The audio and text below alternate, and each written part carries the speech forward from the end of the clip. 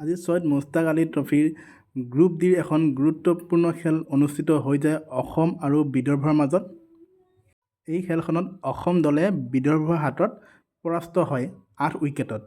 বিদৰ্ভই প্ৰথম টছত জয়ী হয় আৰু অসম দলক বেটিং কৰিবলৈ দিয়ে আৰু অসম দলে বেটিং কৰিবলৈ আহি 19 অভাৰ এটা বলতে আটাইকেইটা উইকেট হেৰুৱাই মাত্ৰ 123 ৰানহে সংগ্ৰহ কৰিবলৈ সক্ষম হয়।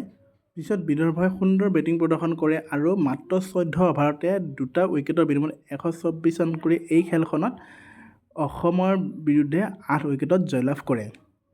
খেলখনৰ বিদৰ্ভই কৰুণ নায়াৰক প্লেয়াৰ অৱ দ্য মেচ ঘোষণা কৰে।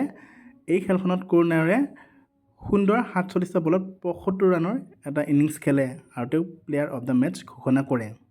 ছয়ত মুস্তাক আলী ট্ৰফিত এতিয়ালৈকে অসম দলে 3খন খেলত অংশগ্ৰহণ কৰিলে আৰু 3খন খেলৰ ভিতৰত অসম দলে 2খন খেলত জয়লাভ কৰিছে।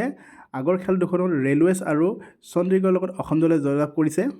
3খন খেল হৈ যোৱাৰ পিছত অসম দলে গ্ৰুপ ডিত বৰ্তমানলৈকে 3 নম্বৰ স্থানত আছে। 3খন মেচ খেলি 2খন জিকিছে আৰু 1খন হাৰাৰ পিছত 8 পইণ্টৰ সহায়ত আৰু নম্বৰ 1ত এইটো গ্ৰুপত বিদৰ্ভ আছে আৰু নম্বৰ 2ত চণ্ডীগড় আছে। বৰ্তমানলৈ অসম দলৰ 4 নম্বৰ খেলখন অনুষ্ঠিত হ'ব 1 ডিচেম্বৰ তাৰিখে পুডুচেৰীৰ লগত দিনৰ 11টা AM। এয়া আছিল আজি অসম আৰু বিদৰ্ভৰ মাজত অনুষ্ঠিত হৈ যোৱা খেলখনৰ আপডেট। ভিডিঅ'টো শেষলৈ চোৱাৰ বাবে ধন্যবাদ।